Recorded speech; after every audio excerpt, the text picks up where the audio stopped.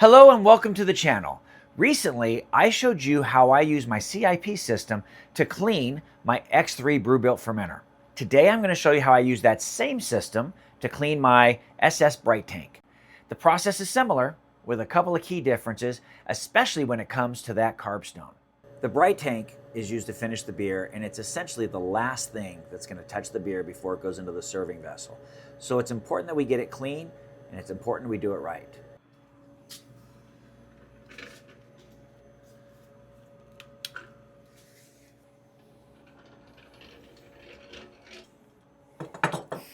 Before we begin, we want to make sure we let out all the pressure. Once the pressure is released, we can safely open the vessel. I like to start by giving everything a thorough rinse with hot water.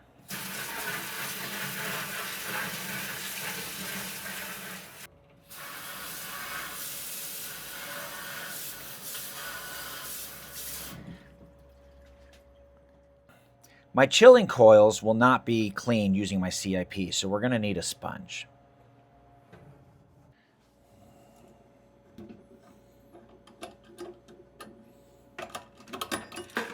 Next, we're going to release the contents.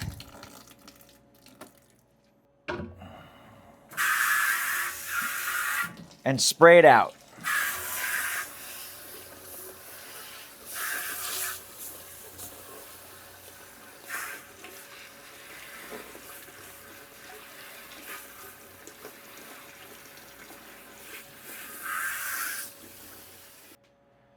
My Brite Tank has an 8-inch tri-clamp. The key to my system connecting to my Brite Tank is this 8-inch to 1.5-inch tri-clamp.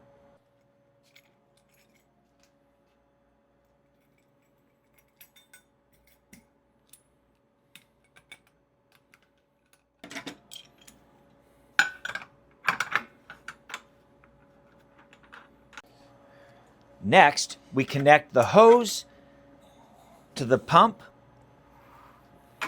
and to the Brite Tank. Before we add our PBW, we're going to fill the bin with some water. It's important to do that. I don't know why it's important to do that, but I've been told it's important to do that, so we're going to do that.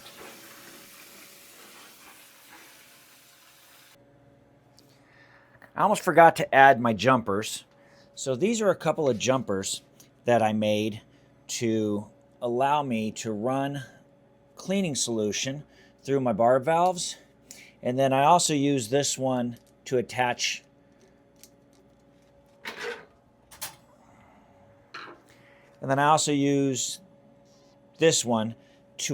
my CO2 when I'm carbing the unit. But for now, they're going to be used for cleaning. As usual, I will include all my gear in the description.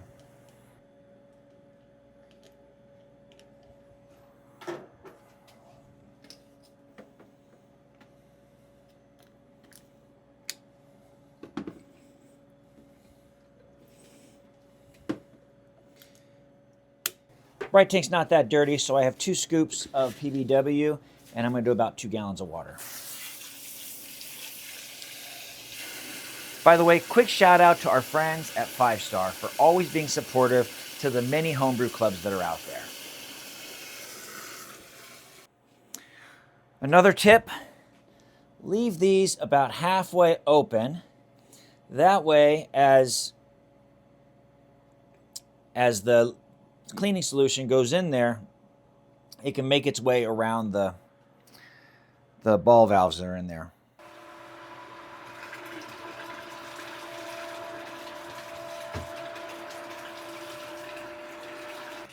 We're going to run this for about 10 to 20 minutes.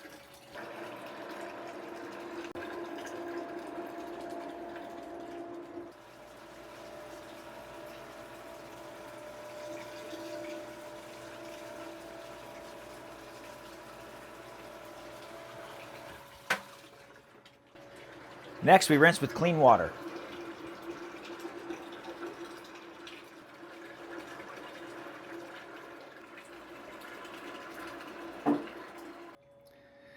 Next, we're going to remove our jumpers. Explain to me why these hose clamps come in two sizes in the same damn box.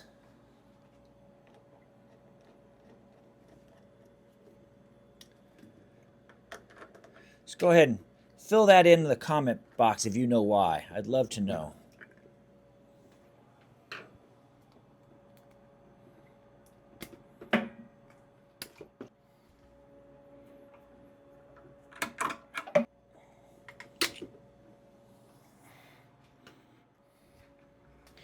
Next, we remove the CIP ball sprayer.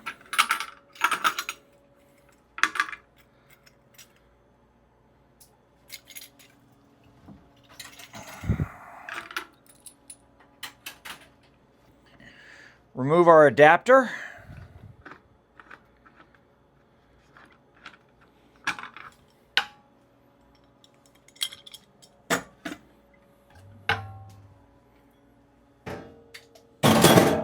And we gave it a visual inspection. Everything looks pretty good. Now if you see right there, that is our carb stone. That requires an additional step.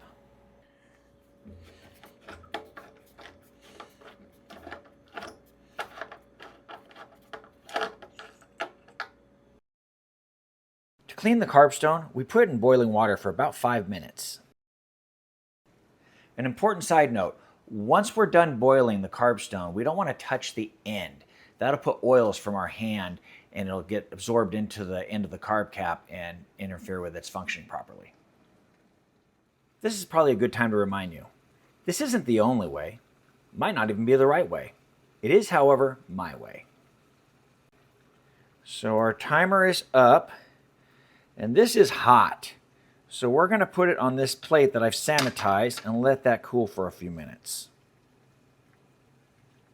Now normally I will hook up this post and run the CIP through it, but today I forgot. So it's a great opportunity to show you how to tear this apart and give it a soak.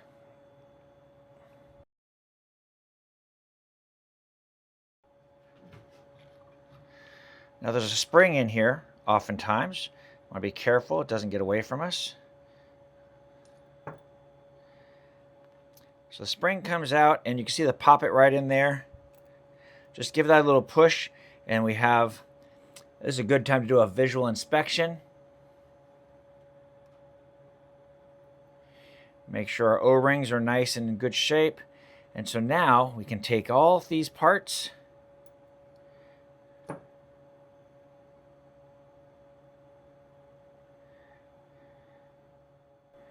and give them a soak. Next, we're going to assemble the carb stone. Again, we want to be very careful not to touch this piece here.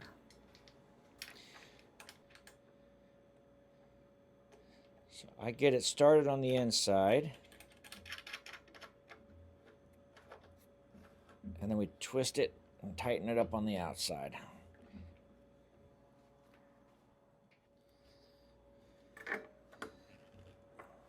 That might be tight enough, and it might leak. We'll find out when we get it under pressure test.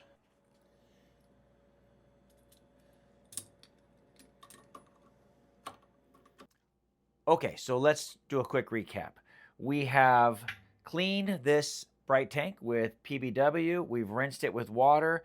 We have boiled our carb cap, and we have done everything up to the point of sanitizing. So now we're going to fill it with sanitizer, and then we're going to push out any last bit of oxygen with CO2. And then we're going to push the CO2 out of this vessel, and that will leave us with a vessel that is purged and under pressure and full of CO2 so that we can have an oxygen-free transfer. So let's do that. I'm going to get this partially filled. Then I'm going to add 2 ounces of Star San, and then I'll fill it up the rest of the way.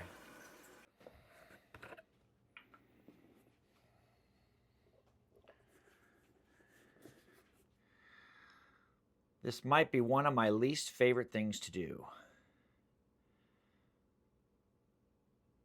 Seems like no matter how hard I squeeze, I'm not squeezing it hard enough. It's coming up too slow. I've learned over time, though, that whether you squeeze hard or squeeze a little bit, it tends to rise at the same rate. So now I just hold a steady pressure and then always feel like it's going a little too slow.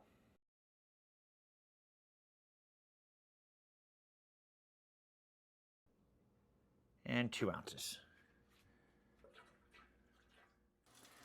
Another thing I learned, if I push the water in a little slower, I foams less. It's gonna foam, but it'll foam less.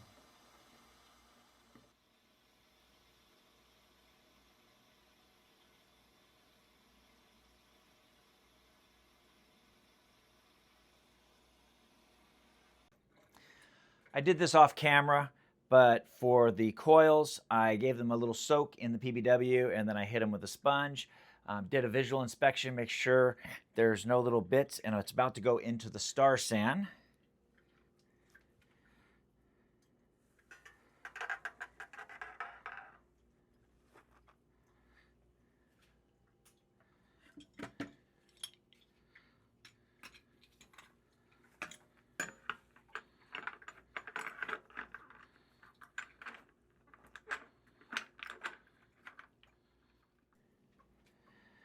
The PRV has been cleaned, inspected, sanitized.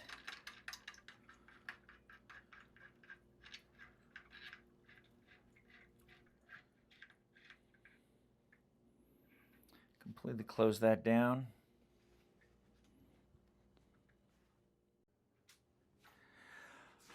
This unit holds 15 psi.